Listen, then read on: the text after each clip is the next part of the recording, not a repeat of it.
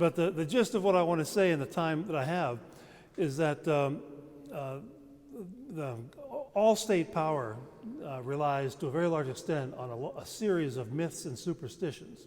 And of course, central banking is the cornerstone of state power in modern societies. And there are a lot of myths about central banking, about how wonderful it is, about how it serves the public interest in many ways, and so forth. And as an example of this myth, and the myth is carried on by any number of court historians, as soon as the collapse occurred a couple of years ago, the economic depression, and the bailouts started, the Wall Street Journal and Forbes magazine ran a couple of articles about who to blame for the mess. And there was an article in the Wall Street Journal by a business historian named John Steele Gordon, and it was entitled "A Short Banking History of the United States." And I ended up responding to Gordon in an article on LouRockwell.com, and an article entitled "A Fake Banking History of the United States." But what Gordon said was that the real cause of this mess, this depression we're in, is, in his words, the baleful influence of Thomas Jefferson. That's why we're in trouble. Now, what on earth was he talking about? Why would the Wall Street Journal publish an article saying the economic collapse of 05 and 06 was caused by a man who had been dead for almost a couple of hundred years? Well, Jefferson was, from the very beginning, the fiercest opponent of central banking. He was Hamilton's nemesis, and they had a huge debate over the desirability of a central bank. And the argument that John Steele Gordon was making was that this ideology, this anti-central banking ideology, lives on to this day, and it has so weakened the central bank, the Fed, that's the source of the depression. That's the source of the depression we're in. The Fed does not have enough power. And he goes on to advocate giving the Fed even more power to stabilize the economy and hand out free lemonade to everyone and just make life wonderful for everybody. And so that's what I mean when I say there is a series of myths and superstitions about state power, and the state relies on a number of court historians, as I call them, to perpetuate these myths. And but the real story about central banking, and I'm going to use the American example, but it's really based also on the European example of central banking, is central banking always was just another special interest gimmick. It never had anything to do in America with the pretense of serving the public interest. Although that's the myth, that's the legend that we're all taught. Go to any university library in America and pick up a textbook on macroeconomics or monetary theory and look up what they say about the purpose of central banking, the purpose of the Fed. It's always to stabilize the economy, to stabilize prices in the public interest. The Fed itself says this all the time. But the truth about the origins, the very origins of it, was that the proponents of central banking in America really wanted to bring the Bank of England to America. There are a group of men in American history who admired the British mercantilist system and the mercantilist systems of other European countries. And while they were on the paying end of that British mercantilist system as colonists, they didn't like it much. It wasn't a very good deal to be on the paying end as colonists. But they had this idea that if you're on the collecting end, that's not a bad deal. And so as I tell people that the ideology of Alexander Hamilton and the other proponents of central banking was that it's good to be the king, as Mel Brooks said in one of his movies where he portrayed the King of France. It's good to be the king. So they essentially wanted to bring the British mercantilist system here to America as long as they could be in charge. They understood fully well that it was rotten and corrupt and economically destabilizing to them when they were victims of it, but they wanted to be the kings. And Murray Rothbard writes about this in his little book, The Mystery of Banking. And he talks about these men, Hamilton and the other American founders of central banking. What is it that they wanted? Why did they want a central bank, the Bank of the United States? And here's what Rothbard said. To reimpose in the United States a system of mercantilism and big government similar to that in Great Britain, against which the colonists had rebelled. The object was to have a strong central government particularly a strong president or king as chief executive, built up by the high taxes and heavy public debt. The strong government was to impose high tariffs to subsidize domestic manufacturers, develop a big navy to open up and subsidize foreign markets for American exports, and launch a massive system of internal public works. In short, the United States was to have a British system without Great Britain. And that is certainly true. Jefferson and his associates smoked out the Federalists, the Nationalists, as they were also called. There was a senator from the state of Virginia named John Taylor who listened to this, who listened to these pleas for a central bank, and he said this, what was it that drove our forefathers to this country? Was it not the ecclesiastical core and perpetual monopolies of England and Scotland? Shall we suffer the same evils in this country? So these men understood what was up here. They understood what was afoot. They wanted a central bank to essentially subsidize politically connected businesses for the most part. And that's where Hamilton comes in. One of the wealthiest businessmen of the time was a man named Robert Morris from Philadelphia. And he championed the creation of a central bank.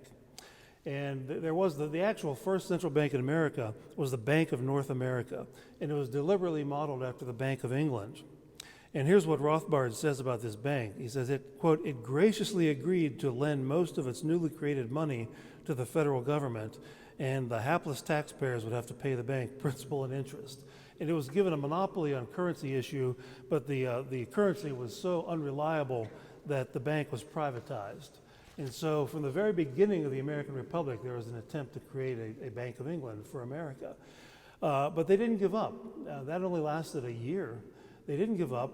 Hamilton himself was the one who first proposed a constitutional convention to throw out the original American Constitution. It was called the Articles of Confederation, and to put a new one in. And the new one, one of the keystones of the new one, they hoped would be a central bank. And here's, again, what Rothbard said. A critical part of this program, the U.S. Constitution, in the eyes of the men who are known as nationalists, was put through in 1791, after the Constitution was adopted, by their leader, Secretary of the Treasury, Alexander Hamilton, a disciple of Robert Morris. Hamilton put through Congress the first Bank of the United States, modeled after the old Bank of North America, whose longtime president and former business partner of Robert Morris, Thomas Willing, was made president of the new bank.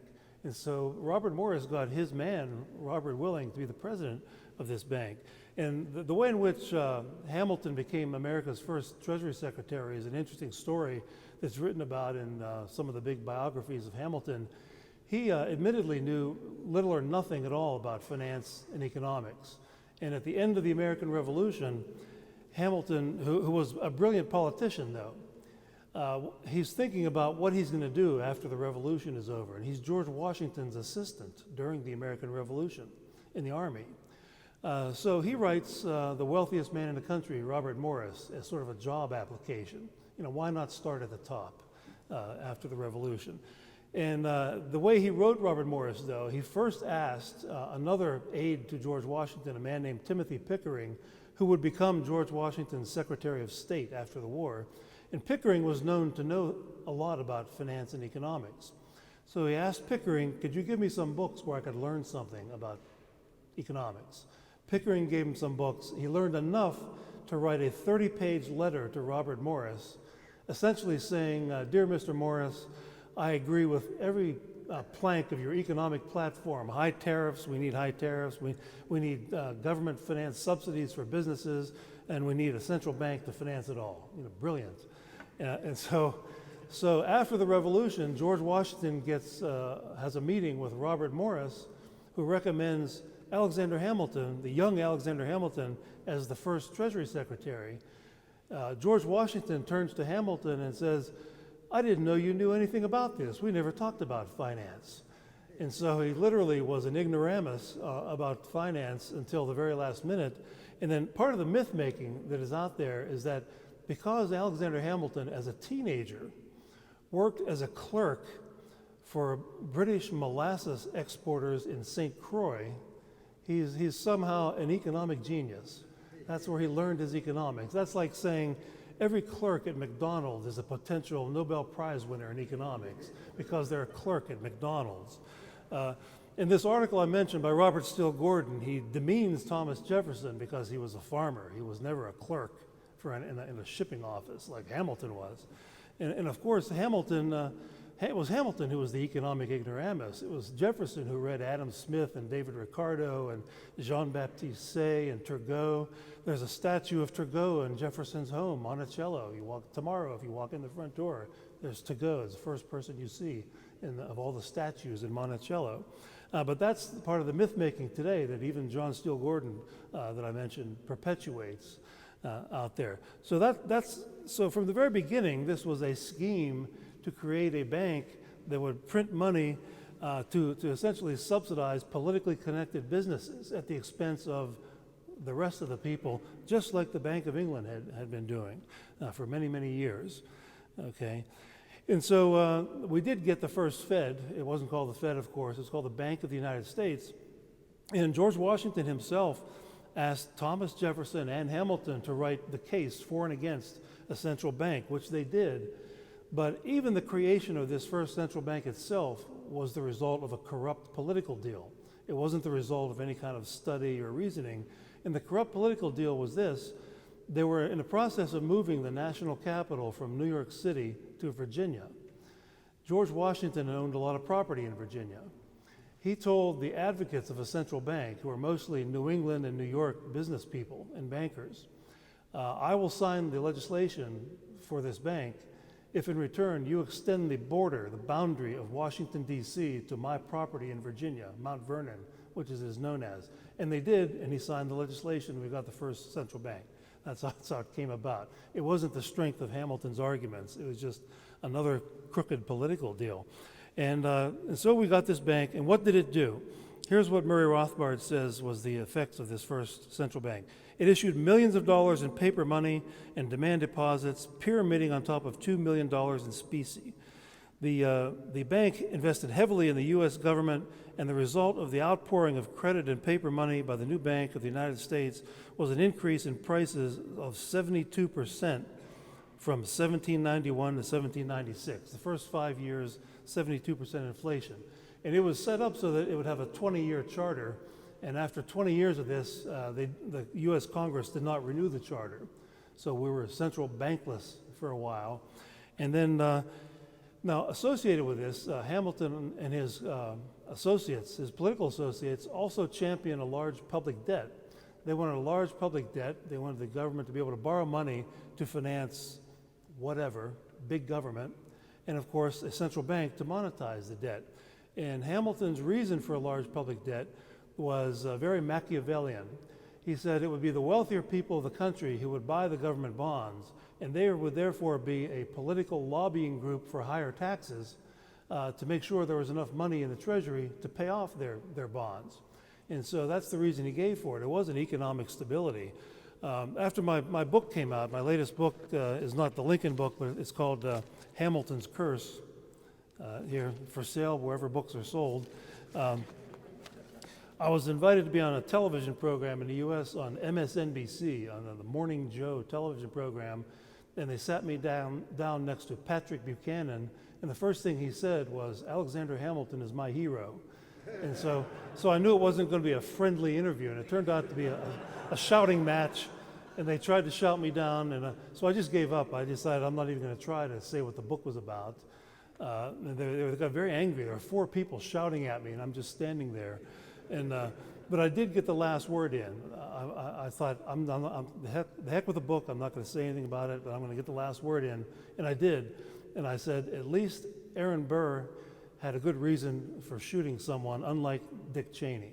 And so, and that got a lot of laughs, because they were both vice presidents. Burr and Cheney were both vice presidents. They both shot somebody. And so that's pretty much the only thing anyone would remember who saw that on television. But Buchanan, he lectured me. He said he stabilized the public debt of the U.S. government, and he's very angry that I was saying, well, no, not really. He didn't do that. It's a myth.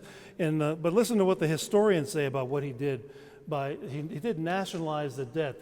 The state governments financed the American Revolution, and they incurred debt to do it, and so the individual states were paying off the war debt. Hamilton nationalized it as Treasury Secretary. And here's an example of what happened when he succeeded in nationalizing the debt, and his party, the Federalist Party, got their way. It became acceptable to have a large national debt. There's a historian named John Miller who wrote a history of the Federalist era, this era. He said, the national debt soared to a total of over $80 million. To service this debt, almost 80% of the annual expenditures of government were required just for debt service. And this is what Patrick Buchanan says was a good thing. He stabilized the credit of the United States government. During the period 1790 to 1800, payment of the interest alone of the national debt consumed 40% of the national tax revenue. For a nation whose government had been tottering on the brink of bankruptcy a few years before, this might well be regarded as a staggering burden of debt. But that was the idea, that they wanted a big debt for this Machiavellian reason of growing government, to be much bigger than what the Constitution allowed for. By the way, during the debate over the central bank with Jefferson, it was Hamilton who coined the phrase implied powers of the Constitution. He said, if you read between the lines, there are implied powers. And Jefferson's response was essentially to say, I've read between the lines and there's nothing but blank space there. There's no powers there, because he was a strict constructionist. And so there's another historian named Adair, who was one of the editors of the Federalist Papers, the famous Federalist Papers, and he really had Hamilton's number, the number of the early champions of central banking. He said this, in the Federalist Papers, in the preface to one of the issues of the Federalist Papers, he said, with devious brilliance, Hamilton set out by a program of class legislation to unite the propertied interests of the Eastern Seaboard into a cohesive administrative party, while at the same time he attempted to make executive dominant over Congress by a lavish use of the spoils system. In carrying out his scheme, Hamilton transformed every financial transaction of the Treasury into an orgy of speculation and graft, in which selected senators, congressmen, and certain of their richer constituents throughout the nation participated. And of course, the central bank was a key component of this orgy of speculation and graft that was put into place. The bank, Hamilton's bank, which is called the Bank of the United States, went out of existence, but the War of 1812 was used as an excuse to bring it back. And so it was brought back supposedly to finance the war debt from the War of 1812. It was brought back in the year 1817, and it quickly created the Panic of 1819, which was the topic of Murray Rothbard's doctoral dissertation. It's also published as a book online by the Mises Institute. And so it did the same thing as it did, 72% inflation in 5 years for the first bank. The second bank creates the Panic of 1819. And so by the time you get to the 1830s, President Andrew Jackson became a mortal enemy of this bank, of Hamilton's bank. And there was a big showdown between Jackson and his supporters and the coalition that still existed, different people but the same purpose, the same coalition, the Special Interest Coalition for the central bank. And Jackson vetoed the rechartering of the Bank of the United States, and he was successful at it. He ended the Bank of the United States. And so for that period in American history, roughly 1840 to 1862, there was no central bank. And the economist Richard Timberlake, who's a good monetary economist, and Jeffrey Hummel, who's considered to be a sort of a monetary historian, have both made a pretty good case that this was probably the most stable period in American history in terms of monetary policy. It wasn't perfect, but they make a case it was arguably the most stable monetary system that ever existed in the United States for about a 20-year period. But Andrew Jackson, he issued a very eloquent statement in his denunciation of this bank, and it's a great statement. I sometimes even make copies and pass it out to groups like this. And Jackson has been portrayed by historians as sort of a backwoods redneck or uneducated, uncouth former Indian fighter who didn't know what he was talking about. But in his statement condemning the central bank, historians, I looked up what historians have said about this, in some books that treat this, American historians. And one of them says that this statement that I'm about to read to you in part is, quote, beneath contempt. So this is what the American history profession considers to be a contemptible statement on the issue of government and central banking. Jackson said this: "It is to be regretted that the rich and powerful too often bend the axe of government to their selfish purposes. Distinctions in society will always exist under every just government. Equality of talents, of education, or of wealth cannot be produced by human institutions, but every man is equally entitled to protection by law.